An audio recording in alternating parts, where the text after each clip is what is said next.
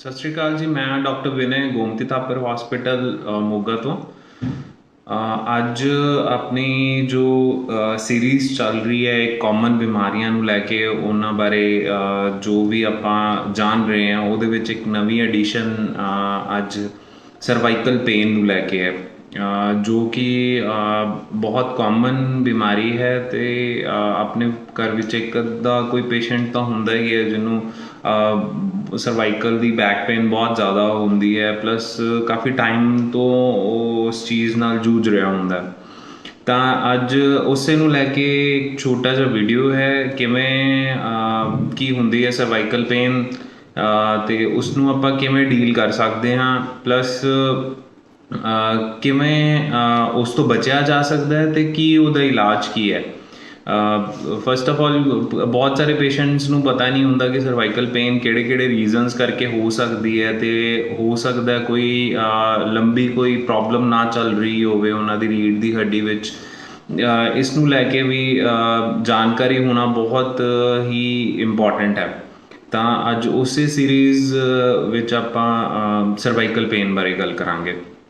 ਸੋ ਪਹਿਲੇ ਆਪਾਂ ਗੱਲ ਕਰਦੇ ਹਾਂ ਕਿ ਸਰਵਾਈਕਲ ਪੇਨ, ਜਿਸ ਨੂੰ ਗਰਦਨ ਦਾ ਦਰਦ ਬੇਸਿਕਲੀ ਕਹਿੰਦੇ ਹਾਂ ਆਪਾਂ ਰੀੜ੍ਹ ਦੀ ਹੱਡੀ ਦੇ ਵਿੱਚ, ਉਹ ਕਿਹੜੀ ਬਿਮਾਰੀਆਂ ਹੁੰਦੀਆਂ ਜਿਹਦੇ ਵਿੱਚ ਸਰਵਾਈਕਲ ਪੇਨ ਹੋ ਸਕਦਾ ਹੈ।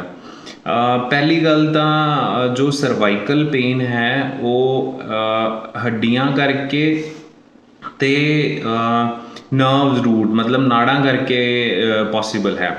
ਤਾਂ ਇਹਨਾਂ ਦੋਨਾਂ ਦੇ ਵਿੱਚ ਅਤੇ ਟਰੀਟਮੈਂਟ ਦੇ ਵਿੱਚ ਬਹੁਤ ਸਾਰਾ ਡਿਫਰੈਂਸ ਹੈ। ਕਿਵੇਂ ਇਸ ਨੂੰ ਪਛਾਣਨਾ ਹੈ ਕਿ ਤੁਹਾਨੂੰ ਹੱਡੀ ਕਰਕੇ ਕੋਈ ਪ੍ਰੋਬਲਮ ਆ ਰਹੀ ਹੈ, ਜਾਂ ਕੋਈ ਸੋਜ ਹੈ, ਜਾਂ ਫਿਰ ਕੋਈ ਨਾੜ ਦੱਬ ਰਹੀ ਹੈ ਜਿਹਦੇ ਕਰਕੇ ਪੇਨ ਹੋ ਰਿਹਾ ਹੈ।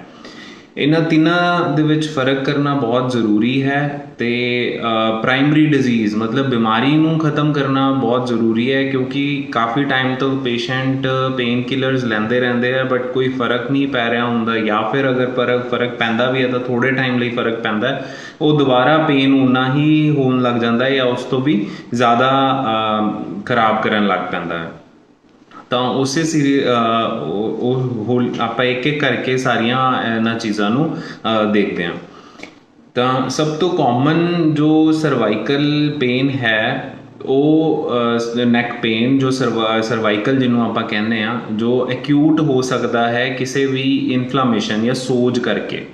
ਤਾਂ ਉਸ ਵਿੱਚ ਕੀ ਹੁੰਦਾ ਹੈ ਕਿ ਜੋ ਹੱਡੀ ਹੈ ਉਹ ਬਿਲਕੁਲ ਨੋਰਮਲ ਹੁੰਦੀ ਹੈ, ਉਹਦੇ ਆਸ-ਪਾਸ ਜੋ ਮਸਲਸ ਹੈ ਮਤਲਬ ਕਿ ਮਾਸਪੇਸ਼ੀਆਂ ਨੇ ਉਹਨਾਂ ਵਿੱਚ ਖਿਚਾਵ ਆ ਜਾਂਦਾ ਹੈ। ਤਾਂ ਉਹ ਆਪਣੇ ਬੈਡ ਪੋਸਚਰ ਕਰਕੇ ਆਉਂਦਾ ਹੈ ਬੇਸਿਕਲੀ, ਕਿ ਆਪਣੇ ਬੈਠਣ ਦਾ ਤਰੀਕਾ ਹੀ ਠੀਕ ਨਹੀਂ ਹੁੰਦਾ, ਜਾਂ ਆਪਣੀ ਕੋਈ ਸਿਟਿੰਗ ਜੌਬ ਹੈ ਜਿਸ ਕਰਕੇ ਆਪਾਂ ਸਹੀ ਤਰ੍ਹਾਂ ਜਾਂ ਜਿਵੇਂ ਕੰਪਿਊਟਰ ਅੱਗੇ ਬੈਠਣਾ ਹੈ, ਜਾਂ ਕੋਈ ਟੀਚਿੰਗ ਜੌਬ ਹੈ ਜਿਹਦੇ ਵਿੱਚ ਬੈਠਣਾ ਸਾਰਾ ਦਿਨ ਪੇਸ਼ੈਂਟ ਬੈਠੇ ਰਹਿੰਦੇ ਆ, ਤਾਂ ਉਸ ਚੀਜ਼ 'ਚ ਆਪਣਾ ਪੋਸਚਰ ਹੀ ਠੀਕ ਨਹੀਂ ਹੁੰਦਾ ਜਿਹਦੇ ਕਰਕੇ ਆਪਾਂ ਨੂੰ ਇਹ ਪੇਨ ਸਟਾਰਟ ਹੁੰਦੀ ਹੈ। ਉਹ ਯੂਜੂਅਲੀ ਐਕਿਊਟ ਹੁੰਦੀ ਹੈ, ਉਹ ਯੰਗ ਪੇਸ਼ੈਂਟ ਮਤਲਬ ਮਿਡਲ ਏਜ 30 ਸਾਲ ਤੋਂ 40 ਸਾਲ ਦੇ ਪੇਸ਼ੈਂਟਸ ਦੇ ਵਿੱਚ ਜ਼ਿਆਦਾ ਕਾਮਨ ਹੁੰਦੀ ਹੈ, ਜਿਹਦੇ ਵਿੱਚ ਬੈਕ ਪੇਨ ਆਮ ਹੁੰਦੀ ਹੈ। ਪਰ ਇਸ ਚੀਜ਼ ਨੂੰ ਅਗਰ ਆਪਾਂ ਨਹੀਂ ਜਲਦੀ ਡੀਲ ਕਰਦੇ ਜਾਂ ਆਪਣੇ ਬੈਠਣ ਦਾ ਤਰੀਕਾ ਸਹੀ ਨਹੀਂ ਕਰਦੇ ਤਾਂ ਇਹ ਕਰੋਨਿਕ ਵੀ ਹੋ ਸਕਦੀ ਹੈ, ਮਤਲਬ ਇਹ ਜ਼ਿਆਦਾ ਅੱਗੇ ਵੱਧ ਵੀ ਸਕਦੀ ਹੈ, ਪਲੱਸ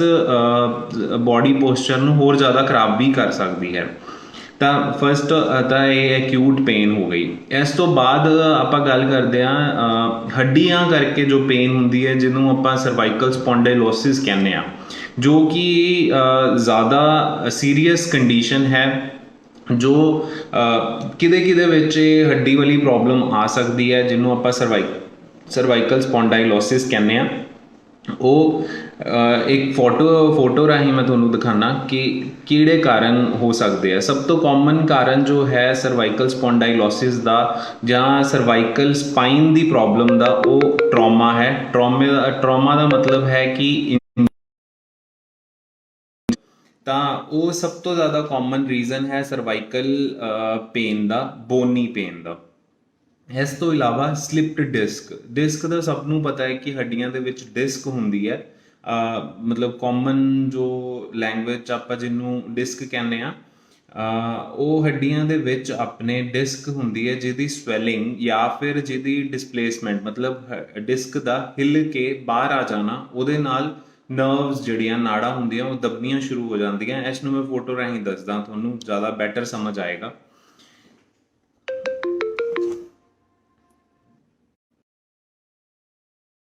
ਰੀੜ ਦੀ ਹੱਡੀ ਹੈ ਜਿਸ ਵਿੱਚ ਆ ਦੋ ਮਣਕੇ ਨੇ ਤੇ ਇਹਨਾਂ ਦੇ ਵਿੱਚ ਬਲੂ ਜਿਹੜੀ ਲਾਈਨ ਤੁਸੀਂ ਦੇਖ ਰਹੇ ਹੋ ਜਾਂ ਜਿਹੜੀ ਵਿੱਚ ਵਾਲੀ ਚੀਜ਼ ਤੁਸੀਂ ਦੇਖ ਰਹੇ ਹੋ, ਇਸ ਨੂੰ ਡਿਸਕ ਕਹਿੰਦੇ ਆ। ਇਸ ਪੇਸ਼ੈਂਟ 'ਚ ਕੀ ਹੋ ਰਿਹਾ ਹੈ, ਇਹ ਸਲਿਪਡ ਡਿਸਕ ਦਾ ਕੇਸ ਹੈ। ਇਹਦੇ ਵਿੱਚ ਆ ਵਰਟੀਬਰਾ ਜੋ ਦੋ ਹੱਡੀਆਂ ਰੀੜ ਦੀਆਂ ਹੈਗੀਆਂ ਉਹਦੇ ਵਿੱਚੋਂ ਦੀ ਡਿਸਕ ਹਿੱਲ ਕੇ ਬਾਹਰ ਆ ਜਾਂਦੀ ਹੈ ਤੇ ਇਹ ਜਿਹੜੀ ਨਾੜ ਹੈ ਆਪਣੀ, ਜਿਹੜਾ ਪੀਲਾਪਨ ਹੈ ਨਾੜ ਦਾ, ਉਹ ਸੋਜ ਹੈ ਜਿਸ ਦੇ ਕਾਰਨ ਇਹ ਦੱਬ ਕੇ ਸੋਜ ਪੈਦਾ ਕਰਨੀ ਸ਼ੁਰੂ ਕਰ ਦਿੰਦੀ ਹੈ। ਇਸ ਕਾਰਨ ਪੇਸ਼ੈਂਟ ਨੂੰ ਜਿੱਥੇ ਜਿੱਥੇ ਨਾੜ ਦਾ ਦੱਬੀ ਜਾਏਗੀ, ਜਿੱਥੇ ਜਿੱਥੇ ਉਹ ਨਾੜ ਸਪਲਾਈ ਕਰ ਰਹੀ ਹੈ ਆਪਣੇ ਸਰੀਰ ਵਿੱਚ, ਜਿਹੜੇ ਵੀ ਹੱਥ 'ਚ ਸਪਲਾਈ ਕਰ ਰਹੀ ਹੈ ਜਾਂ ਕਿਤੇ ਵੀ ਜਾ ਰਹੀ ਹੈ, ਉੱਥੇ ਉੱਥੇ ਦਰਦ ਹੋਣਾ ਸ਼ੁਰੂ ਹੋ ਜਾਂਦਾ ਹੈ। ਤਾਂ ਇਸ ਨੂੰ ਆਪਾਂ ਸਲਿਪਡ ਡਿਸਕ ਕਹਿੰਦੇ ਹਾਂ। ਇਹਨਾਂ ਬਿਮਾਰੀਆਂ ਨੂੰ ਸਮਝਣਾ ਇੰਪੋਰਟੈਂਟ ਤਾਂ ਹੈ ਕਿਉਂਕਿ ਕਈ ਵਾਰੀ ਕੀ ਹੁੰਦਾ ਹੈ, ਪੇਸ਼ੈਂਟ ਨੂੰ ਸਿਰਫ ਪਤਾ ਹੁੰਦਾ ਹੈ ਕਿ ਹਾਂ ਕੋਈ ਵੀ ਡਾਕਟਰ ਜਿਹੜਾ ਵੀ ਅਗਰ ਗਰਦਨ ਦਾ ਦਰਦ ਹੋ ਰਿਹਾ ਉਹ ਸਭ ਨੂੰ ਕਹਿ ਦਿੰਦਾ ਹੈ ਕਿ ਤੈਨੂੰ ਸਰਵਾਈਕਲ ਹੈ, ਪਰ ਨਹੀਂ ਦੱਸਦਾ ਸਰਵਾਈਕਲ ਤਾਂ ਸਭ ਨੂੰ ਹੀ ਹੈ। ਸਰਵਾਈਕਲ ਤਾਂ ਇੱਕ ਸਪਾਈਨ ਹੈ, ਇੱਕ ਹੱਡੀ ਹੈ ਜਿਹਨੂੰ ਆਪਾਂ ਸਰਵਾਈਕਲ ਕਹਿੰਦੇ ਹਾਂ, ਪਰ ਉਹਦੀ ਸਰਵਾਈਕਲ ਦੀ ਪ੍ਰੋਬਲਮ ਕੀ ਹੈ, ਸਰਵਾਈਕਲ ਪੇਨ ਹੋ ਕਿਉਂ ਰਿਹਾ ਹੈ, ਇਹ ਨਹੀਂ ਕੋਈ ਦੱਸਦਾ, ਨਾ ਕਿਸੇ ਨੂੰ ਪਤਾ ਹੁੰਦਾ। ਤਾਂ ਇਹ ਇੰਪੋਰਟੈਂਟ ਹੈ ਕਿ ਸਰਵਾਈਕਲ ਪੇਨ ਕਿਹੜੀ ਤਰ੍ਹਾਂ ਦਾ ਪੇਨ ਹੈ, ਕੀ ਚੀਜ਼ ਇਨਵੋਲਵਡ ਹੈ ਉਹਦੇ ਵਿੱਚ, ਕੀ ਇਹ ਹੱਡੀ ਕਰਕੇ ਹੋ ਰਿਹਾ ਹੈ, ਕੀ ਇਹ ਨਾੜ ਕਰਕੇ ਹੋ ਰਿਹਾ ਹੈ, ਜਾਂ ਇਹ ਸਿਰਫ ਮਸਲ ਦੇ ਉੱਪਰ ਮਸਲ ਕਰਕੇ। ਐਗਜ਼ਾਮ ਵਿੱਚ ਡਿਫਰੈਂਸ਼ੀਏਸ਼ਨ ਕਰਨਾ ਜਾਂ ਡਿਫਰੈਂਸ ਕਰਨਾ ਬੜਾ ਇੰਪੋਰਟੈਂਟ ਹੈ ਕਿਉਂਕਿ ਇਹਨਾਂ ਤਿੰਨਾਂ ਦਾ ਇਲਾਜ ਬਹੁਤ ਡਿਫਰੈਂਟ ਹੈ। ਜਿਵੇਂ ਪਹਿਲਾਂ ਇੱਕ ਛੋਟਾ ਜਿਹੜਾ ਦੱਸਿਆ ਮੈਂ ਮਸਲ ਪੇਨ ਕਰਕੇ, ਮਸਲ ਪੇਨ ਪੋਸਚਰ ਕਰਕੇ ਮੋਸਟਲੀ ਹੁੰਦਾ, ਬੈਠਣ ਦੇ ਤਰੀਕੇ ਕਰਕੇ ਹੁੰਦਾ। ਉਹ ਮੈਂ ਦੱਸਾਂਗਾ ਕਿਵੇਂ ਬੈਠਣ ਦਾ ਤਰੀਕਾ ਸਹੀ ਕਿਹੜਾ ਹੁੰਦਾ, ਕਿਵੇਂ ਬੈਠਣਾ ਚਾਹੀਦਾ। ਅਗਰ ਕਿਸੇ ਦੀ ਹਾਰਡ ਜੌਬ ਹੈ, ਕਿਸੇ ਦੀ ਲੰਬੇ ਸਮੇਂ ਤੱਕ ਬੈਠਣ ਵਾਲੀ ਜੌਬ ਹੈ, ਤਾਂ ਉਸ ਨੂੰ ਕਿਹੜੇ ਪੋਸਚਰ 'ਚ ਬੈਠ ਕੇ ਆਪਣਾ ਕੰਮ ਕਰਨਾ ਚਾਹੀਦਾ। ਤਾਂ ਇਹ ਇੰਪੋਰਟੈਂਟ ਹੈ ਕਿ ਉਸ ਪੋਸਚਰ ਨੂੰ ਮੇਨਟੇਨ ਰੱਖਿਆ ਜਾਵੇ। ਤਾਂ ਇਸ ਲਈ ਇਸ ਨੂੰ ਸਮਝਣਾ ਬਹੁਤ ਇੰਪੋਰਟੈਂਟ ਹੈ। ਤਾਂ ਜੋ ਮਸਲ ਪੇਨ ਹੈ ਉਸ ਨੂੰ ਆਪਾਂ ਪੋਸਚਰ ਰਾਹੀਂ ਪਲੱਸ ਥੋੜ੍ਹੀਆਂ ਬਹੁਤ ਜੋ ਦਰਦ ਦੀਆਂ ਐਂਟੀ ਇਨਫਲਾਮੇਟਰੀ ਡਰੱਗਸ, ਸਾਰੀਆਂ ਦਰਦ ਦੀਆਂ ਗੋਲੀਆਂ ਇੱਕੋ ਸਮਾਨ ਨਹੀਂ ਹੁੰਦੀਆਂ, ਨਾ ਹੀ ਉਹ ਸਰਵਾਈਕਲ ਪੇਨ ਨੂੰ ਠੀਕ ਕਰਦੀਆਂ ਸਾਰੀਆਂ ਦਰਦ ਦੀਆਂ ਗੋਲੀਆਂ। ਜਿਹੜੀ ਗੋਲੀ ਜਿਹੜੀ ਸੋਜ ਵੀ ਘੱਟ ਕਰੇਗੀ ਪਲੱਸ ਰਿਲੈਕਸ ਕਰੇਗੀ ਮਸਲ ਨੂੰ, ਉਹੀ ਇਹਦੇ ਵਿੱਚ ਕੰਮ ਕਰੇਗੀ, ਦੂਸਰੀਆਂ ਨਹੀਂ ਕਰਦੀਆਂ। ਤਾਂ ਇਹ ਇੰਪੋਰਟੈਂਟ ਹੈ। ਫਿਰ ਆਉਂਦੀ ਹੈ ਦੂਸਰੀ ਜਿਹੜੀ ਸਲਿਪ ਡਿਸਕ, ਜਿਹੜੀ ਮੈਂ ਹੁਣੇ ਤੁਹਾਨੂੰ ਫੋਟੋ ਦਿਖਾਈ ਹੈ। ਇੱਕ ਬਿਮਾਰੀ ਇਹ ਹੈ, ਇਹਦਾ ਇਲਾਜ ਹੋਰ ਡਿਫਿਕਲਟ ਹੈ, ਪਲੱਸ ਇਸ ਨੂੰ ਸਿੰਪਲ ਦਰਦ ਦੀਆਂ ਗੋਲੀਆਂ ਨਾਲ ਨਹੀਂ ਠੀਕ ਕੀਤਾ ਜਾ ਸਕਦਾ। ਕੁਝ ਹੱਦ ਤੱਕ ਕੰਟਰੋਲ ਕੀਤਾ ਜਾ ਸਕਦਾ ਪਰ ਪੂਰੀ ਤਰ੍ਹਾਂ ਠੀਕ ਨਹੀਂ ਕੀਤਾ ਜਾ ਸਕਦਾ। ਤੀਸਰੀ ਆਉਂਦੀ ਹੈ ਹੱਡੀ ਕਰਕੇ ਜਿਹੜੀ ਪੇਨ ਹੋ ਰਹੀ ਹੈ, ਜਿਹੜੀਆਂ ਦੋ ਹੱਡੀਆਂ ਮੈਂ ਤੁਹਾਨੂੰ ਦਿਖਾਈਆਂ ਵਰਟੀਬਰਾਸ ਜਿਹਨੂੰ ਆਪਾਂ ਕਹਿੰਦੇ ਆ ਰੀੜ ਦੀ ਹੱਡੀ, ਇਹਦੀ ਕੋਈ ਪ੍ਰੋਬਲਮ ਹੈ। ਜਿਵੇਂ ਮੋਸਟ ਕਾਮਨ ਜੋ ਹੁੰਦੀ ਹੈ ਉਹ ਟਰੋਮਾ ਹੈ। ਟਰੋਮਾ ਦਾ ਮਤਲਬ ਹੈ ਚੋਟ ਲੱਗਣਾ ਕਿਸੇ ਨੂੰ, ਕੋਈ ਕਾਰ ਐਕਸੀਡੈਂਟਸ ਜਾਂ ਕੋਈ ਹੋਰ ਐਕਸੀਡੈਂਟਸ, ਕੋਈ ਛੱਤ ਤੋਂ ਥੱਲੇ ਡਿੱਗ ਪਿਆ ਜਾਂ ਇਹੋ ਜਿਹੀ ਕੋਈ ਪ੍ਰੋਬਲਮਸ ਦੇ ਵਿੱਚ ਜਦੋਂ ਹੱਡੀ ਦੇ ਪੇਨ ਸ਼ੁਰੂ ਹੁੰਦੀ ਹੈ ਤਾਂ ਉਹ ਮੋਸਟਲੀ ਬੋਨੀ ਹੁੰਦੀ ਹੈ।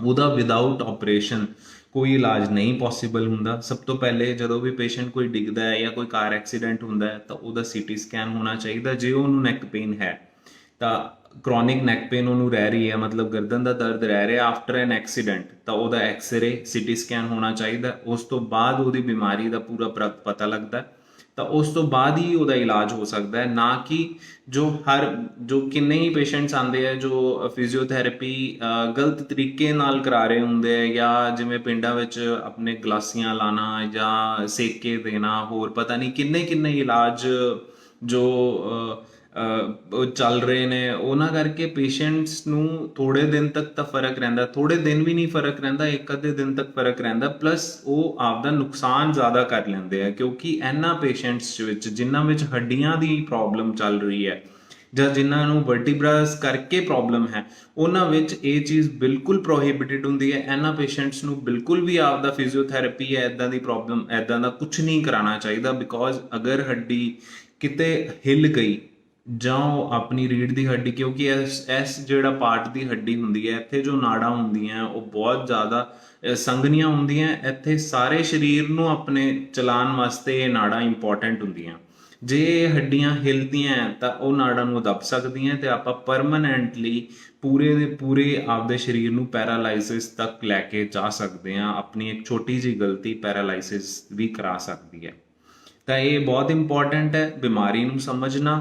ਹਰ ਸਰਵਾਈਕਲ ਪੇਨ ਸਿਰਫ ਹਰ ਸਰਵਾਈਕਲ ਪੇਨ ਐਕਿਊਪ੍ਰੈਸ਼ਰ ਜਾਂ ਫਿਜ਼ੀਓਥੈਰੇਪੀਜ਼ ਨਾਲ ਠੀਕ ਨਹੀਂ ਹੋ ਸਕਦਾ। ਹਾਂ, ਮੈਂ ਖੁਦ ਕਹਿਣਾ ਜੇ ਸ਼ਾਰਟ ਟਰਮ ਕੋਈ ਮਸਲ ਪੇਨ ਹੈ ਉਹ ਜ਼ਰੂਰ ਠੀਕ ਹੋਏਗਾ ਫਿਜ਼ੀਓਥੈਰੇਪੀ ਨਾਲ, ਐਕਸਰਸਾਈਜ਼ ਨਾਲ। ਮੈਂ ਉਹਦੇ ਵਾਸਤੇ ਮੈਂ ਖੁਦ ਰეკਮੈਂਡ ਕਰਦਾ ਕਿ ਹਾਂ ਫਿਜ਼ੀਓਥੈਰੇਪੀ ਐਕਸਰਸਾਈਜ਼ ਕਰਨੀ ਚਾਹੀਦੀ ਹੈ, ਸ਼ਾਰਟ ਟਰਮ ਥੋੜ੍ਹੀਆਂ ਬਹੁਤ ਦਵਾਈਆਂ ਲੈਣੀਆਂ ਚਾਹੀਦੀਆਂ। ਬਟ ਜੇਕਰ ਤੁਹਾਨੂੰ ਹੱਡੀ ਕਰਕੇ ਕੋਈ ਪ੍ਰੋਬਲਮ ਹੈ ਤਾਂ ਉਸ ਦਾ ਪਲੀਜ਼ ਐਕਿਊਪ੍ਰੈਸ਼ਰ ਜਾਂ ਉਸ ਚੀਜ਼ ਨੂੰ ਨਾ ਕਰੋ। ਤਾਂ ਉਸ ਨੂੰ ਆਪਾਂ ਪਛਾਣਨਾ ਕਿਵੇਂ ਹੈ ਕਿ ਹਾਂ ਤੁਹਾਡੀ ਨਾੜ ਦੱਬ ਰਹੀ ਹੈ ਜਾਂ ਨਹੀਂ ਦੱਬ ਰਹੀ? ਉਹਦੇ ਵਾਸਤੇ ਇੱਕ ਦੋ ਛੋਟੇ ਛੋਟੇ ਟੈਸਟ ਹੁੰਦੇ ਆ ਜੋ ਤੁਸੀਂ ਆਪ ਵੀ ਘਰੇ ਕਰ ਸਕਦੇ ਹੋ। ਜੇਕਰ ਤੁਹਾਨੂੰ, ਮੈਂ ਪਹਿਲੇ ਹੀ ਦੱਸ ਰਿਹਾ ਇਹ ਟੈਸਟ ਸਭ ਲਈ ਨਹੀਂ ਹੈਗੇ। ਜਿਨ੍ਹਾਂ ਨੂੰ ਲੱਗਦਾ ਹੈ ਕਿ ਉਹਨਾਂ ਨੂੰ ਸਰਵਾਈਕਲ ਪੇਨ ਹੈਗਾ, ਮਤਲਬ ਉਹਨਾਂ ਨੂੰ ਪੇਨ ਹੈਗਾ ਪਲੱਸ ਉਹਨਾਂ ਨੂੰ ਕੋਈ ਨਾੜ 'ਚ ਤਰੰਗ ਜੀ ਉੱਠਦੀ ਹੈ ਜਾਂ ਨਾੜਾਂ 'ਚ ਕੋਈ ਦਰਦ ਹੁੰਦਾ ਹੈ ਜਾਂ ਫਿਰ ਨੈਕ ਤੋਂ ਲੈ ਕੇ ਤੁਹਾਡੀ ਬਾਂਹ 'ਚ ਕਿਸੇ ਵੀ ਬਾਂਹ 'ਚ ਆਉਂਦਾ ਦਰਦ ਜਾਂ ਸਿਰ ਤੱਕ ਜਾਂਦਾ, ਤਾਂ ਉਹਨਾਂ ਕੇਸਿਸ 'ਚ ਹੋ ਸਕਦਾ ਹੈ ਉਹ ਹੱਡੀ ਦੀ ਪ੍ਰੋਬਲਮ ਕਰਕੇ ਨਾੜ ਦੱਬ ਰਹੀ ਹੋਵੇ, ਤਾਂ ਕਰਕੇ ਪੇਨ ਹੋ ਰਿਹਾ ਹੋਵੇ। ਫਸਟ ਆਫ ਆਲ ਪਹਿਲਾ ਟੈਸਟ ਜੋ ਹੈ ਉਹਨੂੰ ਲੈਰਮਿਟ ਕਹਿੰਦੇ ਆ।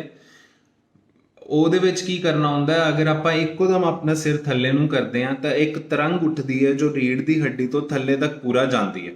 ਇਹ ਇੱਕ ਸਾਈਨ ਹੈ ਜਿਹਦੇ ਵਿੱਚ ਆਪਾਂ ਨੂੰ ਇੱਕ ਆਈਡੀਆ ਲੱਗਦਾ ਹੈ ਕਿ ਹਾਂ ਕੋਈ ਹੱਡੀ ਦੀ ਪ੍ਰੋਬਲਮ ਹੈ ਜੋ ਉਸ ਨਾੜਾਂ ਨੂੰ ਦੱਬ ਰਹੀ ਹੈ, ਜੋ ਪੇਨ ਕ੍ਰੀਏਟ ਕਰ ਰਹੀ ਹੈ।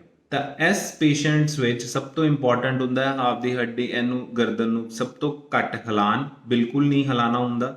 ਸੌਫਟ ਕਾਲਰਸ ਹੁੰਦੇ ਆ ਉਹਨਾਂ ਨੂੰ ਲਗਾ ਕੇ ਰੱਖਣਾ ਹੁੰਦਾ ਹੈ। ਪਲੱਸ ਇੱਕ ਅੱਛੇ ਡਾਕਟਰ ਦੀ ਸਲਾਹ ਲੈ ਕੇ ਸਿਟੀ ਸਕੈਨ ਜਾਂ MRI ਕਰਾ ਕੇ ਆਪਦੀ ਬਿਮਾਰੀ ਦੀ ਜੜ ਤੱਕ ਪਹੁੰਚਣਾ ਹੁੰਦਾ। ਉਸ ਤੋਂ ਬਾਅਦ ਹੀ ਇਲਾਜ ਦੇ ਆਪਸ਼ਨਸ ਖੁੱਲਦੇ ਆ, ਜਾਂ ਤਾਂ ਆਪਰੇਸ਼ਨ ਜਾਂ ਫਿਜ਼ੀਓਥੈਰੇਪੀ, ਜਾਂ ਫਿਰ ਨੈਕ ਦੀ ਸਟੇਬਿਲਿਟੀ, ਸਰਵਾਈਕਲ ਕਾਲਰ ਆਲ ਦਾ ਟਾਈਮ। ਇਹ ਆਪਸ਼ਨਸ ਹੋ ਸਕਦੀਆਂ। ਹੁਣ ਆਪਾਂ ਗੱਲ ਕੀਤੀ ਜਿਹੜੇ ਟਰੋਮਾ ਕਰਕੇ ਹੱਡੀ ਦੀ ਪ੍ਰੋਬਲਮ ਆਉਂਦੀ ਹੈ। ਕੁਝ ਪੇਸ਼ੈਂਟਸ ਇਹੋ ਜਿਹੇ ਹੁੰਦੇ ਜਿਨ੍ਹਾਂ ਵਿੱਚ ਕੋਈ ਚੋਟ ਨਹੀਂ ਲੱਗੀ ਹੁੰਦੀ ਬਟ ਸਟਿਲ ਉਹਨਾਂ ਦੀ ਹੱਡੀ 'ਚ ਪ੍ਰੋਬਲਮ ਚੱਲ ਰਹੀ ਹੁੰਦੀ ਹੈ।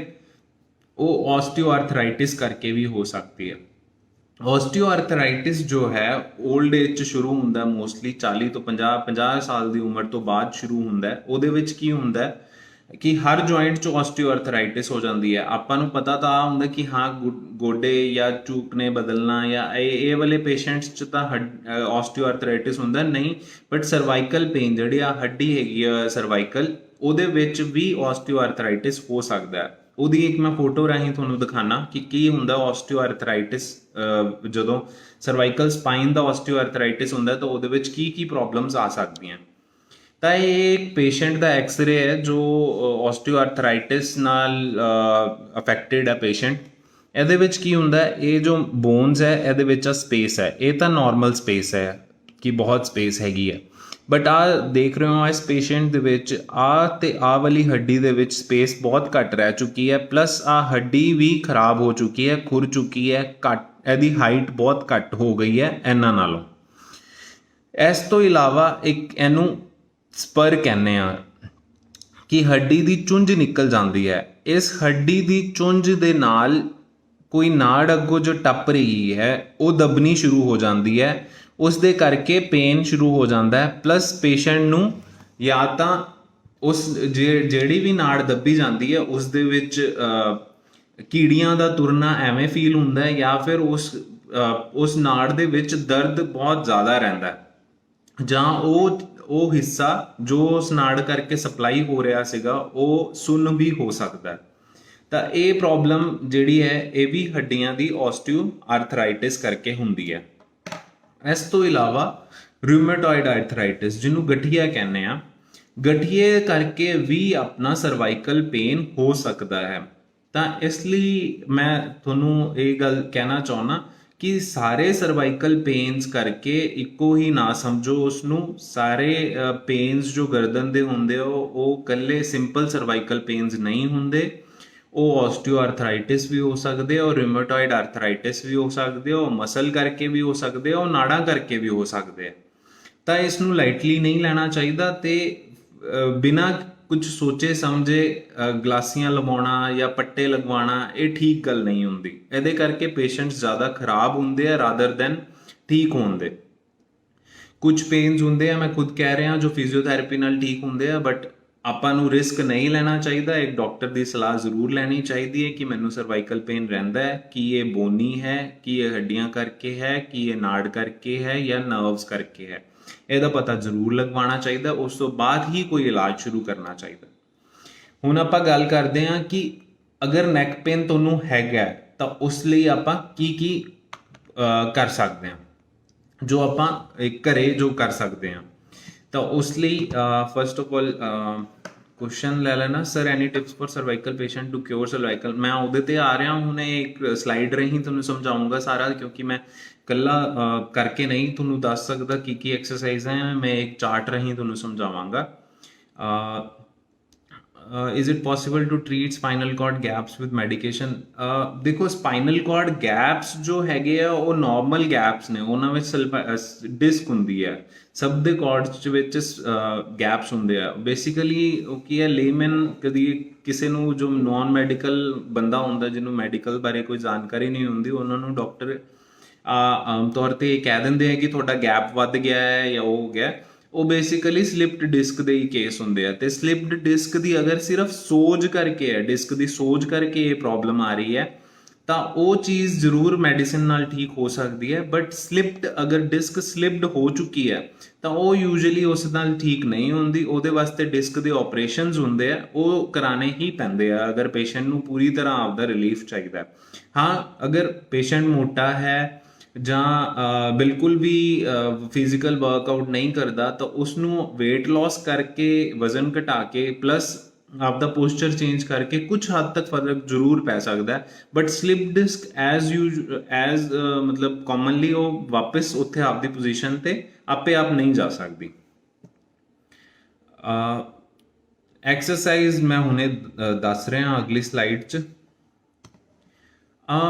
is feeling of sensation in an arm is a sign of cervical? ਨਹੀਂ, ਜ਼ਰੂਰੀ ਨਹੀਂ ਹੈਗਾ ਕਿ ਹਾਂ ਬਿਕੋਜ਼ ਸਰਵਾਈਕਲ ਪੇਨ, ਮੈਂ ਆ ਕਹਿ ਰਿਹਾ ਕਿ ਅਗਰ ਤੁਹਾਨੂੰ ਸਰਵਾਈਕਲ ਪੇਨ ਹੈਗਾ ਪਲੱਸ ਉਹਦੇ ਨਾਲ ਤੁਹਾਨੂੰ ਇਹ ਕੋਈ ਐਬਨੋਰਮਲ ਸੈਂਸੇਸ਼ਨ ਆਈ ਹੈ, ਮਤਲਬ ਪਹਿਲੇ ਸਰਵਾਈਕਲ ਪੇਨ ਹੋਣਾ ਜ਼ਰੂਰੀ ਹੈ। ਵਿਦਾਊਟ ਪੇਨ ਨਾੜ ਨਹੀਂ ਦੱਬੇਗੀ, ਪਹਿਲੀ ਗੱਲ। ਸਰਵਾਈਕਲ, ਅੱਜ ਮੈਂ ਸਿਰਫ ਸਰਵਾਈਕਲ ਪੇਨ ਡਿਸਕਸ ਕਰ ਰਿਹਾ ਤਾਂ ਤੁਹਾਨੂੰ ਸਾਰੇ ਕਾਮਨ ਬਿਮਾਰੀਆਂ ਨਹੀਂ ਦੱਸ ਰਿਹਾ ਜਿਹਦੇ ਵਿੱਚ ਨਾੜ ਦੀ ਸੈਂਸੇਸ਼ਨ, ਮਤਲਬ ਆਰਮਸ 'ਚ ਐਬਨੋਰਮਲ ਸੈਂਸੇਸ਼ਨ ਆ ਸਕਦੀ ਹੈ। ਮੈਂ ਸਿਰਫ ਅੱਜ ਸਰਵਾਈਕਲ ਪੇਨ ਡਿਸਕਸ ਕਰ ਰਿਹਾ ਤਾਂ ਕਰਕੇ ਮੈਂ ਉਹ ਨਰਵਸ ਬਾਰੇ ਨਹੀਂ ਇੰਨੀ ਗੱਲ ਕਰ ਰਿਹਾ। ਡਾਇਬਟੀਜ਼ ਹੋ ਗਈ ਜਾਂ ਹੋਰ ਕੋਈ ਪ੍ਰੋਬਲਮਸ ਹੈਗੀਆਂ, ਮਲਟੀਪਲ ਡੈਫੀਸ਼ੀਐਂਸੀਜ਼, ਕੋਈ ਵਿਟਾਮਿਨ ਡੈਫੀਸ਼ੀਐਂਸੀਜ਼ ਹੈਗੀਆਂ, ਉਹਦੇ ਵਿੱਚ ਵੀ ਐਬਨੋਰਮਲ ਸੈਂਸੇਸ਼ਨਸ ਆ ਸਕਦੀਆਂ। ਤਾਂ ਬੇਸਿਕਲੀ ਮੇਰੇ ਜੋ ਅੱਜ ਦਾ ਟੌਪਿਕ ਹੈ ਉਹਦੇ ਨਾਲ ਅਗਰ ਤੁਹਾਨੂੰ ਐਵੇਂ ਹੈ ਕਿ ਅਗਰ ਤੁਹਾਨੂੰ ਸਰਵਾਈਕਲ ਪੇਨ ਹੋ ਰਿਹਾ ਹੈ, ਮਤਲਬ ਤੁਹਾਨੂੰ ਨੈਕ ਪੇਨ ਹੈਗਾ ਪਲੱਸ ਐਬਨੋਰਮਲ ਸੈਂਸੇਸ਼ਨ ਹੈ ਆਰਮ 'ਚ, ਤਾਂ ਹੋ ਸਕਦਾ ਹੈ ਕਿ ਉਹ ਸਰਵਾਈਕਲ ਕੋਈ ਸਪੌਂਡਲਾਈਸਿਸ ਜਾਂ ਮਸਕੂਲਰ ਜਾਂ ਕੰਪਰੈਸ਼ਨ ਕਰਕੇ ਹੋ ਸਕਦਾ। which exercise is best? Now I'm coming to the exercise. ਇਹ ਇੱਕ ਛੋਟਾ ਜਿਹਾ ਚਾਰਟ ਹੈ ਜਿਹਦੇ ਵਿੱਚ ਸਾਈਨੋਪਸਿਸ ਹੈ ਕਿ ਕੀ ਸਰਵਾਈਕਲ ਪੇਨ ਵਾਸਤੇ ਆਪਾਂ ਐਕਸਰਸਾਈਜ਼ਸ ਕਰ ਸਕਦੇ ਹਾਂ। ਤਾਂ ਸਭ ਤੋਂ ਪਹਿਲਾ ਹੈਗਾ ਨੈਕ ਰੋਟੇਸ਼ਨਸ। ਇਹ ਮੈਂ ਖੁਦ ਕਰਕੇ ਵੀ ਤੁਹਾਨੂੰ ਦਿਖਾ ਦੇਣਾ ਕਿ ਹਾਂ ਕਿਵੇਂ ਕਰਨੀਆਂ ਹੁੰਦੀਆਂ, ਪਲੱਸ ਪਹਿਲੇ ਇੱਕ ਵਾਰੀ ਤੁਸੀਂ ਦੇਖ ਲਓ। ਨੈਕ ਰੋਟੇਸ਼ਨਸ, ਆਪਦੇ ਹੱਥ ਐਲਬੋਜ਼ ਨੂੰ ਹੱਥਾਂ ਨੂੰ ਬੈਂਡ ਕਰਕੇ ਨੈਕ ਨੂੰ ਰੋਟੇਟ ਕਰਨਾ। ਚਿਨ ਟਕ ਦਾ ਮਤਲਬ ਹੈ ਚਿਨ ਨੂੰ ਉੱਪਰ ਕਰਨਾ। ਉਸ ਤੋਂ ਬਾਅਦ ਸਕੇਲੀਨ ਹੈ, ਸਾਈਡ ਵਾਈਜ਼ ਨੈਕ ਨੂੰ ਮੂਵ ਕਰਨਾ, ਇਹ ਨੈਕ ਰੋਟੇਸ਼ਨ ਹੈ। ਨੈਕ ਨੂੰ ਸਾਈਡਵੇਜ਼ ਮੂਵ ਕਰਨਾ। ਸਕੈਪੂਲਰ ਸਕਵੀਜ਼ ਦਾ ਮਤਲਬ ਹੈ ਆਪਣੇ ਮੋਢਿਆਂ ਨੂੰ ਪਿੱਛੇ ਦੀ ਸਕਵੀਜ਼ ਕਰਨਾ। ਇਹ ਪ੍ਰੋਪਰ ਬੈਠਣ ਦਾ ਤਰੀਕਾ ਹੈ। ਸਟ੍ਰੇਟ ਬੈਕ ਹੋਣੀ ਚਾਹੀਦੀ ਹੈ, ਬਿਲਕੁਲ ਸਟ੍ਰੇਟ ਤੁਹਾਡੀ ਨੈਕ ਹੋਣੀ ਚਾਹੀਦੀ ਹੈ। ਇਹ ਟਰੂ ਬੈਠਣ ਦਾ ਤਰੀਕਾ ਹੈ। ਪਲੱਸ ਅਗਰ ਐਕਸਰਸਾਈਜ਼ ਹੈ ਤਾਂ ਬੈਕ ਵੱਲ ਨੂੰ ਹੈਡ ਨੂੰ ਮੂਵ ਕਰਨਾ। ਫਿਰ ਹੈ ਆਈਸੋਮੈਟ੍ਰਿਕ ਨੈਕ ਐਕਸਟੈਂਸ਼ਨ। ਉਹਦਾ ਮਤਲਬ ਹੈ ਆਪਦੇ ਹੱਥਾਂ ਨਾਲ ਨੈਕ ਨੂੰ ਬੰਨ ਕੇ ਰੱਖਣਾ ਹੈ ਪਲੱਸ ਉਹਨੂੰ ਪਿੱਛੇ ਕਰਨ ਦੀ ਕੋਸ਼ਿਸ਼ ਕਰਨੀ ਹੈ। ਇਹਦੇ ਵਿੱਚ ਤੁਹਾਡੀ ਨੈਕ ਮੂਵ ਨਹੀਂ ਹੋਏਗੀ, ਬਸ ਉਹਦੇ ਤੇ ਸਟ੍ਰੇਨ ਪਏਗਾ। ਉਹ ਮੈਂ ਸਭ ਹੁਣੇ ਤੁਹਾਨੂੰ ਐਕਸਪਲੇਨ ਕਰਾਂਗਾ। ਦੈਨ ਲੇਟ ਕੇ ਆਪਦਾ ਹੈਡ ਲਿਫਟ ਕਰਨਾ ਪਲੱਸ ਸਾਈਡਵੇਜ਼ ਲੇਟ ਕੇ ਆਪਦਾ ਹੈਡ ਨੂੰ ਲਿਫਟ ਕਰਨਾ ਪਲੱਸ ਪੁੱਠਾ ਲੇਟ ਕੇ ਆਪਦੀ ਨੈਕ ਨੂੰ ਉੱਪਰ ਨੂੰ ਚੱਕਣਾ। ਇਹ ਇੱਕ ਤਰੀਕਾ ਹੈ ਆਪਾਂ ਜੋ ਸਰਵਾਈਕਲ ਵਾਲੇ ਪੇਸ਼ੈਂਟ ਹੈ ਜਿਨ੍ਹਾਂ ਨੂੰ ਮਸਕੂਲਰ ਪੇਨ ਹੈ। ਮਾਈਂਡਡ ਮੈਂ ਆ ਕਹਿ ਰਿਹਾ ਵਾਰੀ ਕਹਿ ਰਿਹਾ ਕਿ ਇਹ ਜੋ ਪੇਨ ਜੋ ਐਕਸਰਸਾਈਜ਼ਸ ਹੈ ਉਹ ਸਿਰਫ ਸ਼ਾਰਟ ਟਾਈਮ ਨੈਕ ਪੇਨ ਵਾਲੇ ਪੇਸ਼ੈਂਟਸ ਵਾਸਤੇ ਹੈ ਜਿਨ੍ਹਾਂ ਨੂੰ ਮਸਕੂਲਰ ਪ੍ਰੋਬਲਮ ਕਰਕੇ ਪ੍ਰੋਬਲਮ ਆ ਰਹੀ ਹੈ, ਨਾ ਕਿ ਕੋਈ ਬੋਨੀ ਜਿਨ੍ਹਾਂ ਦੀ ਸਲਿਪ ਡਿਸਕ ਹੈ ਜਾਂ ਕੋਈ ਹੱਡੀ 'ਚ ਪ੍ਰੋਬਲਮ ਚੱਲ ਰਹੀ ਹੈ ਉਹਨਾਂ ਵਾਸਤੇ ਐਕਸਰਸਾਈਜ਼ਸ ਬਿਲਕੁਲ ਨਹੀਂ ਹੈਗੀਆਂ। ਉਹਨਾਂ ਨੂੰ ਐਕਸਰਸਾਈਜ਼ਸ ਟਰਾਈ ਵੀ ਨਹੀਂ ਕਰਨੀ ਚਾਹੀਦੀਆਂ ਪਲੱਸ ਕਦੀ ਵੀ ਨਹੀਂ ਅਪਲਾਈ ਕਰਨੀਆਂ ਚਾਹੀਦੀਆਂ। ਪਹਿਲੇ ਹਮੇਸ਼ਾ ਉਸ ਅਗਰ ਤੁਹਾਨੂੰ ਕ੍ਰੋਨਿਕਲੀ ਪੇਨ ਰਹਿ ਰਿਹਾ, ਮਤਲਬ ਤੁਹਾਨੂੰ 6 ਹਫ਼ਤਿਆਂ ਤੋਂ ਜ਼ਿਆਦਾ ਅਗਰ ਨੈਕ ਪੇਨ ਹੈ ਤਾਂ ਉਸ ਨੂੰ ਪਹਿਲੇ ਡਾਇਗਨੋਸ ਕਰਨਾ ਜ਼ਰੂਰੀ ਹੈ। ਉਸ ਨੂੰ ਐਕਸ-ਰੇ ਜਾਂ ਸੀਟੀ ਸਕੈਨ ਰਾਹੀਂ ਪਤਾ ਕਰਨਾ ਕਿ ਉਹ ਹੱਡੀ ਦਾ ਪੇਨ ਹੈ ਜਾਂ ਕੋਈ ਨਾੜ ਤਾਂ ਨਹੀਂ ਦਬੀ ਹੋਈ। ਉਸ ਤੋਂ ਬਾਅਦ ਹੀ ਅਗਰ ਤੁਹਾਨੂੰ ਸ਼ਾਰਟ ਟਰਮ ਕੋਈ ਨੈਕ ਪੇਨ ਹੈ, ਕੋਈ ਪ੍ਰੋਬਲਮ ਆਈ ਜਾਂ ਤੁਸੀਂ ਸਟ੍ਰੈਸਡ ਹੋ ਜਾਂ ਫਿਰ ਤੁਸੀਂ ਬੈਠੇ ਰਹਿੰਦੇ ਹੋ, ਮਤਲਬ ਬੈਠਣ ਵਾਲੀ ਜੌਬ ਹੈ ਜਿਹਦੇ ਵਿੱਚ ਤੁਹਾਡਾ ਪੋਸਚਰ ਠੀਕ ਨਹੀਂ ਹੈ ਜਾਂ ਫਿਰ ਤੁਸੀਂ ਕਿਸੇ ਹੋਰ ਪ੍ਰੋਬਲਮ ਜਾਂ ਸਵੈਲਿੰਗ ਕਰਕੇ ਕੋਈ ਪ੍ਰੋਬਲਮ ਆ ਰਹੀ ਹੈ ਤਾਂ ਉਸ ਵਿੱਚ ਇਹ ਨੈਕ ਐਕਸਰਸਾਈਜ਼ਸ ਜ਼ਰੂਰ ਕੰਮ ਆਉਣਗੀਆਂ। ਤਾਂ ਫਸਟ ਮੈਂ ਐਕਸਰਸਾਈਜ਼ ਦੱਸਦਾ। ਪਹਿਲੀ ਜੋ ਹੈ ਉਹ ਸ਼ੋਲਡਰ ਆਪਦੀ ਆਰਮਸ ਨੂੰ ਬੈਂਡ ਕਰਕੇ ਨੈਕ ਦੇ ਉੱਪਰ ਇੱਥੇ ਰੱਖ ਕੇ ਉਸ ਤੋਂ ਬਾਅਦ ਰੋਟੇਟ ਕਰਨ ਲਈ ਇੱਦਾਂ ਰੋਟੇਟ ਕਰਨਾ ਹੈ। ਦਿਸ ਇਜ਼ ਵਨ ਐਕਸਰਸਾਈਜ਼, ਠੀਕ ਹੈ। ਉਸ ਤੋਂ ਬਾਅਦ ਹੈ ਸਕੇਲਿੰਗ ਸਟ੍ਰੈਚ ਦਾ ਮਤਲਬ ਹੈ ਆਪਦੀ ਨੈਕ ਨੂੰ ਇੱਦਾਂ ਤੇ ਇੱਦਾਂ ਸਟ੍ਰੈਚ ਕਰਨਾ। ਦੈਨ ਨੈਕ ਰੋਟੇਸ਼ਨ ਮਤਲਬ ਇੱਕ ਪਾਸੇ ਇੱਥੇ ਹੱਥ ਰੱਖ ਕੇ ਤੁਹਾਡੀ ਜੋ ਨੈਕ ਹੈ ਉਹਨੂੰ ਇੱਦਾਂ ਲੈ ਕੇ ਜਾਣਾ, ਦੂਸਰੀ ਸਾਈਡ ਜਿੱਥੇ ਤੁਹਾਡਾ ਹੱਥ ਗਿਆ ਉਧਰ ਸਾਈਡ ਪ੍ਰੈਸ਼ਰ ਪਾਣਾ। ਇਹ ਇੱਕ ਐਕਸਰਸਾਈਜ਼ ਹੈ। ਇਸ ਤੋਂ ਬਾਅਦ ਕੁਰਸੀ ਤੇ ਸਿੱਧੇ ਬੈਠ ਕੇ ਆਪਦੇ ਇੱਥੇ ਹੱਥ ਰੱਖ ਕੇ ਆਪਦੀ ਨੈਕ ਨੂੰ ਪਿੱਛੇ ਲੈ ਕੇ ਜਾਣ ਦੀ ਕੋਸ਼ਿਸ਼ ਕਰਨਾ। ਇਹ ਵਨ ਆਫ ਦਾ ਐਕਸਰਸਾਈਜ਼ਸ ਹੈ। ਦੈਨ ਇਜ਼ ਆਈਸੋਮੈਟ੍ਰਿਕ ਐਕਸਰਸਾਈਜ਼ ਦਾ ਮਤਲਬ ਹੈ ਆਪ ਇੱਥੇ ਹੱਥ ਰੱਖ ਕੇ ਆਪਦੀ ਨੈਕ ਨੂੰ ਪਿੱਛੇ ਖਿੱਚਣਾ ਤਾਂ ਜ਼ਰੂਰ ਹੈ ਬਟ ਜਾਣ ਨਹੀਂ ਦੇਣਾ। ਆਪਦੇ ਹੱਥਾਂ ਨਾਲ ਇੱਥੇ ਪ੍ਰੈਸ਼ਰ ਵੀ ਪਾਣਾ ਹੈ ਤੇ ਹੈਡ ਨੂੰ ਪਿੱਛੇ ਵੀ ਕਰਨਾ ਹੈ ਬਟ ਪਿੱਛੇ ਜਾਣ ਨਹੀਂ ਦੇਣਾ। ਕੋਸ਼ਿਸ਼ ਕਰਨੀ ਹੈ ਕਿ ਉੱਥੇ ਰੋਕ ਕੇ ਰੱਖੋ। ਇਹ ਵਨ ਆਫ ਦਾ ਐਕਸਰਸਾਈਜ਼ਸ ਹੈ। ਤੇ ਇਹ ਕਾਮਨ ਐਕਸਰਸਾਈਜ਼ਸ ਜੋ ਤੁਸੀਂ ਘਰੇ ਟਰਾਈ ਕਰ ਸਕਦੇ ਹੋ ਬਿਲਕੁਲ, ਪਰ ਐਕਿਊਟ ਮਸਲ ਪੇਨ 'ਚ ਇਹ ਮੈਂ ਵਾਰ-ਵਾਰ ਐਮਫਸਿਸ ਕਰ ਰਿਹਾ ਹਾਂ ਕਿ ਇਸ ਚੀਜ਼ ਤੇ ਅਗਰ ਤੁਹਾਨੂੰ ਬੋਨੀ ਕੁਝ ਪ੍ਰੋਬਲਮ ਹੈ ਤਾਂ ਉਹ ਪਲੀਜ਼ ਤੁਸੀਂ ਇਹਨੂੰ ਟਰਾਈ ਨਹੀਂ ਕਰਨਾ ਹੈ। ਇਹ ਸਿਰਫ ਉਹਨਾਂ ਪੇਸ਼ੈਂਟਸ ਲਈ ਹੈ। ਯੈਸ, ਅਵੋਇਡ ਲਈ ਬੈਸਟ ਆ ਹੈ ਕਿ ਇੱਕ ਚੇਅਰ ਜੋ ਹੋਣੀ ਚਾਹੀਦੀ ਹੈ ਉਹ ਤੁਹਾਡੀ ਲੈਵਲ ਬਿਲਕੁਲ ਸਹੀ ਹੋਣਾ ਚਾਹੀਦਾ ਹੈ। ਜੋ table and chair the level ਹੈ ਪਲੱਸ ਕੰਪਿਊਟਰ ਦਾ ਜੋ ਲੈਵਲ ਹੈ ਸਕਰੀਨ ਦਾ, ਉਹ ਤੁਹਾਡਾ ਆਈ ਲੈਵਲ ਤੇ ਬਿਲਕੁਲ ਆਉਣਾ ਚਾਹੀਦਾ computer. That is very important. Plus ਜੋ ਸਪੋਰਟ ਜੋ ਚੇਅਰ ਹੈ ਉਹਦੇ ਵਿੱਚ ਬੈਕ ਸਪੋਰਟ ਜ਼ਰੂਰ ਹੋਣੀ ਚਾਹੀਦੀ ਹੈ, ਫਲੈਕਸੀਬਲ ਸਪੋਰਟ ਹੋਣੀ ਚਾਹੀਦੀ ਹੈ, ਬਿਲਕੁਲ ਹਾਰਡ ਸਪੋਰਟ ਨਹੀਂ ਹੋਣੀ ਚਾਹੀਦੀ। Flexible support with straight back ਤੁਸੀਂ ਬੈਠਣਾ, ਮਤਲਬ ਰਾਦਰ ਦੈਨ ਐਵੇਂ ਝੁੱਕ ਕੇ ਜਾਂ ਕਿਸੇ ਹੋਰ ਤਰੀਕੇ ਨਾਲ ਕੰਮ ਕਰਨ ਦੀ ਬਜਾਏ ਬਿਲਕੁਲ ਸਟ੍ਰੇਟ ਤੁਹਾਡਾ ਬੋਡੀ ਪੋਸਚਰ ਹੋਣਾ ਚਾਹੀਦਾ। ਤੇ ਲੰਬਾਰ ਸਪੋਰਟ ਅਸੀਂ ਕਹਿੰਦੇ ਆ ਇੱਕ, ਤੇ ਸਰਵਾਈਕਲ ਕਰਵੇਚਰ ਉਹਦੇ ਹਿਸਾਬ ਨਾਲ ਹੀ ਜੁਆਇੰਟ ਜਿਹੜੇ ਆ ਉਹ ਤੁਹਾਡੇ ਹੋਣੇ ਚਾਹੀਦੇ ਆ। ਤਾਂ ਇਹ ਬੈਸਟ ਤਰੀਕਾ ਹੁੰਦਾ ਸਰਵਾਈਕਲ ਪੇਨ ਨੂੰ ਅਵੋਇਡ ਕਰਨ ਦਾ ਅਗਰ ਤੁਹਾਡੀ ਲੌਂਗ ਸਟੈਂਡਿੰਗ ਜੌਬ ਹੈ। ਫਸਟ ਆਫ ਜੋ ਆਈ ਲੈਵਲ ਜ਼ਰੂਰੀ ਹੈ ਬਿਕੋਜ਼ ਅਗਰ ਤੁਹਾਡਾ ਆਈ ਲੈਵਲ, ਅਗਰ ਤੁਹਾਡਾ ਜੋ ਟੇਬਲ ਲੈਵਲ ਹੈ ਉਹ ਚੇਅਰ ਲੈਵਲ ਤੋਂ ਥੱਲੇ ਹੋਏਗਾ ਤਾਂ ਤੁਸੀਂ ਵਾਕਈ ਐਵੇਂ ਕਰਕੇ ਰੱਖਣਾ ਤੁਹਾਡੀ ਮਜਬੂਰੀ ਹੋ ਜਾਏਗੀ। ਇਹ ਸਭ ਤੋਂ ਇੰਪੋਰਟੈਂਟ ਹੁੰਦਾ ਹੈ, ਇੱਕ ਆਈ ਦੇ ਲੈਵਲ ਤੇ ਹੋਣਾ ਚਾਹੀਦਾ। ਉਹਦੇ ਨਾਲ ਤੁਹਾਡਾ ਆਪੇ ਹੀ ਸਟ੍ਰੇਟ ਹੋ ਜਾਂਦੀ ਹੈ ਬੋਡੀ। ਇਹ ਜੋ ਮੈਂ ਸਭ ਤੋਂ ਇੰਪੋਰਟੈਂਟ ਜੋ ਆਬਜ਼ਰਵ ਕੀਤਾ ਕੰਪਿਊਟਰ ਵਾਲੇ ਬੰਦਿਆਂ ਨੂੰ, ਉਹ ਉਹਨਾਂ ਦਾ ਆਈ ਲੈਵਲ ਥੋੜਾ ਜਿਹਾ ਨੀਚੇ ਹੁੰਦਾ ਜਾਂ ਫਿਰ ਜ਼ਿਆਦਾ ਉੱਪਰ ਹੁੰਦਾ। ਤਾਂ ਇਹ ਇੰਪੋਰਟੈਂਟ ਹੈ, ਆਪਦੇ ਆਈ ਲੈਵਲ ਤੇ ਹਮੇਸ਼ਾ ਕੰਮ ਕਰਨਾ ਚਾਹੀਦਾ ਜਿਹਦੇ ਨਾਲ ਤੁਹਾਡਾ ਬੈਕ ਸਪੋਰਟਡ ਰਵੇ ਪਲੱਸ ਸਟ੍ਰੇਟ ਰਵੇ। How many days it will take to get well if anybody having cervical pain? If she follow the process, what is the right process to get well? Firstly, with exercise, 2 और 3 ਵੀ ਮੈਂ ਜ਼ਿਆਦਾ ਕਹਿ ਰਿਹਾ, 1 week ਦੇ ਅੰਦਰ ਅੰਦਰ ਥੋੜੀ ਬਹੁਤ ਟੈਬਲੇਟਸ ਐਂਟੀ ਇਨਫਲਾਮੇਟਰੀ ਡਰੱਗਸ ਨਾਲ plus proper posturing plus various drugs ਨਾਲ ਵਿਦਿਨ 1 ਵੀਕ ਕਰੈਕਟ ਹੋ ਜਾਏਗਾ। ਅਗਰ ਇਹ ਚੀਜ਼ 6 ਹਫ਼ਤੇ ਤੋਂ ਜ਼ਿਆਦਾ ਲੈ ਰਹੀ ਹੈ, ਅਗਰ ਤੁਹਾਨੂੰ ਪੇਨ ਸਟਾਰਟ ਹੋਇਆ ਫਰਜ਼ ਕਰੋ ਉਹ 6 ਵੀਕਸ ਤੋਂ ਜ਼ਿਆਦਾ ਤੱਕ ਪੇਨ ਵਿਦਆਊਟ ਮਤਲਬ ਵਿਦ ਟੇਕਿੰਗ ਐਵਰੀ ਪ੍ਰੀਕਾਸ਼ਨ ਔਰ every treatment you can get ਠੀਕ ਨਹੀਂ ਹੋ ਰਿਹਾ, then you should must meet a doctor। ਤੁਹਾਨੂੰ ਡਾਕਟਰ ਨੂੰ ਜ਼ਰੂਰ ਮਿਲਣਾ ਚਾਹੀਦਾ ਹੈ, ਆਪਣਾ ਐਕਸ-ਰੇ ਕਰਵਾਉਣਾ ਚਾਹੀਦਾ ਹੈ। ਪਲੱਸ ਅਗਰ ਡਾਕਟਰ ਨੂੰ ਲੱਗਦਾ ਹੈ ਐਕਸ-ਰੇ ਦੇਖ ਕੇ ਕਿ ਸਿਟੀ ਸਕੈਨ ਦੀ ਲੋੜ ਹੈਗੀ ਹੈ ਤਾਂ ਸਿਟੀ ਸਕੈਨ ਜ਼ਰੂਰ ਕਰਾ ਕੇ ਉਸ ਤੋਂ ਬਾਅਦ ਕਰੈਕਟਲੀ ਡਾਇਗਨੋਜ਼ ਹੋ ਕੇ ਉਸ ਤੋਂ ਬਾਅਦ ਹੀ ਅੱਗੇ ਫਰਦਰ ਪ੍ਰੋਸੀਡ ਕਰਨਾ ਚਾਹੀਦਾ ਹੈ, ਨਾ ਕਿ ਕੋਈ एक्यूप्रेशर या फिजियोथेरेपिस्ट या पट्टे लगवाना, ਗਲਾਸੀਆਂ ਲਗਵਾਉਣਾ, ਇਹ ਚੀਜ਼ ਨਹੀਂ ਕਰਨੀ ਚਾਹੀਦੀ। ਬਿਕੋਜ਼ ਯੂਜੂਅਲੀ ਕੀ ਹੁੰਦਾ ਉਹ ਲੋਕ ਨਾਲ ਜਾਂ ਫਿਰ ਪੇਸ਼ੈਂਟ ਕਿਸੇ ਦੇਸੀ ਟ੍ਰੀਟਮੈਂਟ ਵੱਲ ਨੂੰ ਮੂਵ ਕਰ ਜਾਂਦਾ। ਦੇਸੀ ਟ੍ਰੀਟਮੈਂਟ ਵਿੱਚ ਉਹ ਸਟੀਰੋਇਡਸ ਦਿੰਦੇ ਆ। ਸਟੀਰੋਇਡਸ ਨਾਲ ਕੀ ਹੁੰਦਾ ਇੱਕ ਵਾਰੀ ਤਾਂ ਸੋਚ ਠੀਕ ਹੋ ਜਾਂਦੀ ਹੈ, ਪੇਸ਼ੈਂਟ 2-4 ਦਿਨ ਬਹੁਤ ਅੱਛਾ ਫੀਲ ਕਰਦਾ ਹੈ, ਬਿਲਕੁਲ ਪੇਨ ਹੀ ਨਹੀਂ ਹੈਗਾ, ਮੈਨੂੰ ਬਹੁਤ ਅੱਛੀ ਦਵਾਈ ਹੈ, ਇਹ ਹੈ ਉਹ ਹੈ। ਬਟ ਉਹ ਕ੍ਰੋਨਿਕਲੀ ਉਸ ਚੀਜ਼ ਨੂੰ ਲੈਣਾ ਸ਼ੁਰੂ ਕਰ ਦਿੰਦਾ, ਜਿਹਦੇ ਨਾਲ ਉਹਨਾਂ ਨੂੰ ਸਟੀਰੋਇਡਸ ਕਰਕੇ ਬੋਨਸ ਹੋਰ ਜ਼ਿਆਦਾ ਕਮਜ਼ੋਰ ਹੋ ਜਾਂਦੀਆਂ। ਪਲੱਸ ਬੋਨਸ ਕਮਜ਼ੋਰ ਹੋਣ ਦੇ ਨਾਲ ਨਾਲ ਪੇਸ਼ੈਂਟ 'ਚ ਡਾਇਬਟੀਜ਼, ਹਾਈਪਰਟੈਂਸ਼ਨ, ਇਹ ਵਾਲੀਆਂ ਪ੍ਰੋਬਲਮਸ, ਉਹਦੇ ਸਾਈਡ ਇਫੈਕਟਸ ਜੋ ਹੁੰਦੇ ਆ ਸਟੀਰੋਇਡ ਦੇ, ਉਹ ਸਾਰੇ ਦੇ ਸਾਰੇ ਆਉਣੇ ਸ਼ੁਰੂ ਹੋ ਜਾਂਦੇ ਆ, ਜੋ ਕਿ ਹੋਰ ਜ਼ਿਆਦਾ ਪ੍ਰੋਬਲਮੈਟਿਕ ਹੋ ਜਾਂਦਾ। ਉਸ ਤੋਂ ਬਾਅਦ ਜਦੋਂ ਪੇਸ਼ੈਂਟ ਸਾਡੇ ਕੋਲ ਆਉਂਦਾ ਉਸ ਤੋਂ ਬਾਅਦ ਅਸੀਂ ਕੁਝ ਵੀ ਨਹੀਂ ਕਰ ਸਕਦੇ ਉਹਦਾ, ਨਾ ਕੋਈ ਆਪਰੇਸ਼ਨ ਪੋਸੀਬਲ ਹੈ ਬਿਕੋਜ਼ ਬੋਨਸ ਇੰਨੀਆਂ ਕਮਜ਼ੋਰ ਹੋ ਚੁੱਕੀਆਂ ਹੁੰਦੀਆਂ ਕਿ ਉਹਨਾਂ 'ਤੇ ਆਪਰੇਟ ਕਰਨਾ ਮੁਸ਼ਕਿਲ ਹੋ ਜਾਂਦਾ। ਪਲੱਸ ਅਗਰ ਕੁਝ ਆਪਰੇਟ ਨਹੀਂ ਵੀ ਹੋਣਾ ਜਾਂ ਕੋਈ ਪੇਨ ਕਿਲਰ ਜਾਂ ਕਿਸੇ ਹੋਰ ਚੀਜ਼ ਨਾਲ ਅਗਰ ਪੇਸ਼ੈਂਟ ਠੀਕ ਹੋ ਸਕਦਾ, ਉਹ ਵੀ ਨਹੀਂ ਪੋਸੀਬਲ ਹੋ ਪਾਉਂਦਾ ਬਿਕੋਜ਼ ਬਿਮਾਰੀ ਬਹੁਤ ਜ਼ਿਆਦਾ ਵੱਧ ਜਾਂਦੀ ਹੈ।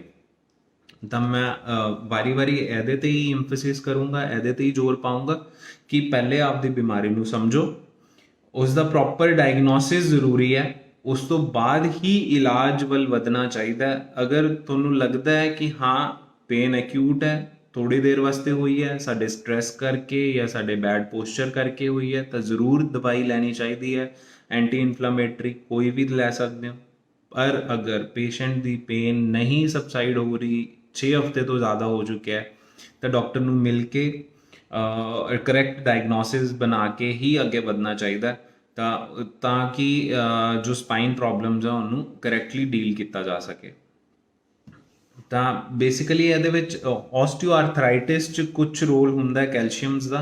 ਕਾਫੀ ਪੇਸ਼ੈਂਟ ਮੇਰੇ ਕੋਲ ਆ ਪੁੱਛਦੇ ਕਿ ਹਾਂ ਅਗਰ ਸਾਨੂੰ ਨੈਕ ਪੇਨ, ਸਰਵਾਈਕਲ ਪੇਨ ਹੈ ਤਾਂ ਕੀ ਕੈਲਸ਼ੀਅਮਸ ਵੀ ਹੈਲਪ ਕਰਨਗੇ? ਬਿਲਕੁਲ। ਅਗਰ ਕਿਸੇ ਪੇਸ਼ੈਂਟ ਨੂੰ ਆਸਟੀਓਆਰਥਰਾਈਟਿਸ ਕਰਕੇ ਪੇਨ ਹੋ ਰਿਹਾ ਤਾਂ ਉਹਨਾਂ ਕੇਸਿਸ 'ਚ ਕੈਲਸ਼ੀਅਮ ਨਾਲ ਜਾਂ ਵਿਟਾਮਿਨ D3 ਨਾਲ ਕੁਝ ਹੱਦ ਤੱਕ ਬੋਨ ਲੋਸ ਜੋ ਹੋ ਰਿਹਾ ਆਲਰੇਡੀ ਥੋੜਾ ਬਹੁਤ ਸਟਾਪ ਹੋ ਸਕਦਾ। ਬਟ ਇਹ ਹੈ ਕਿ ਹਾਂ ਪੂਰੀ ਤਰ੍ਹਾਂ ਕਰੈਕਟੇਬਲ ਨਹੀਂ ਹੈ ਬਿਕੋਜ਼ ਇੱਕ ਵਾਰੀ ਜੋ ਬੋਨ ਲੋਸ ਹੋ ਚੁੱਕਿਆ ਉਸ ਨੂੰ ਬੋਨ ਨੂੰ ਦੁਬਾਰਾ ਬਣਾਉਣਾ ਬਹੁਤ ਮੁਸ਼ਕਿਲ ਹੈ, ਆਪੇ ਨਹੀਂ ਬਣ ਸਕਦੀ। ਤਾਂ ਉਹਨਾਂ ਕੇਸਿਸ 'ਚ cervical collar is most important, cervical collar ਲਗਾ ਕੇ ਰੱਖਣਾ ਚਾਹੀਦਾ। ਪਲੱਸ ਅਗਰ ਮਤਲਬ ਆਪਰੇਟ ਹੋਣ ਵਾਲੀ ਕੋਈ ਚੀਜ਼ ਹੈਗੀ ਹੈ ਤਾਂ ਉਸ ਨੂੰ ਆਪਰੇਟ ਕਰਾ ਕੇ ਹੀ ਠੀਕ ਕੀਤਾ ਜਾ ਸਕਦਾ ਹੈ। ਜਾਂ ਸਲਿਪ ਡਿਸਕ ਦੇ ਕੇਸਿਸ 'ਚ ਵੀ ਸੇਮ ਚੀਜ਼ ਹੈ।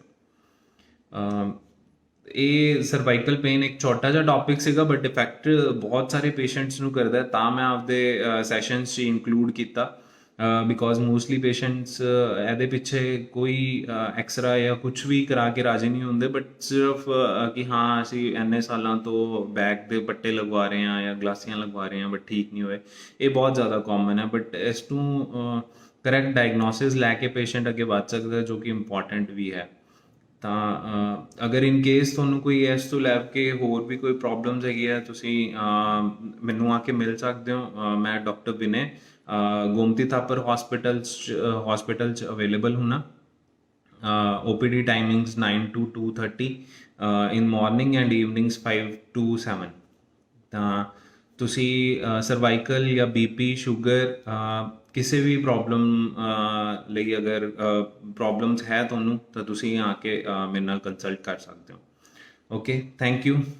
ਨੈਕਸਟ ਟੌਪਿਕ ਐਂਡ ਉਹਦੀ ਜੋ ਵੀ ਇਨਫੋਰਮੇਸ਼ਨ ਹੋਏਗੀ ਉਹ ਫੇਸਬੁੱਕ ਪੇਜ 'ਤੇ ਇੱਕ ਦਿਨ ਪਹਿਲਾਂ ਫਲੈਸ਼ ਹੋ ਜਾਏਗੀ, ਤਾਂ ਪਲੀਜ਼ ਜੁਆਇਨ ਕਰੋ, ਅੱਗੇ ਵੀ ਸਪਰੈਡ ਕਰੋ। ਓਕੇ, ਸਤਿ ਸ਼੍ਰੀ ਅਕਾਲ।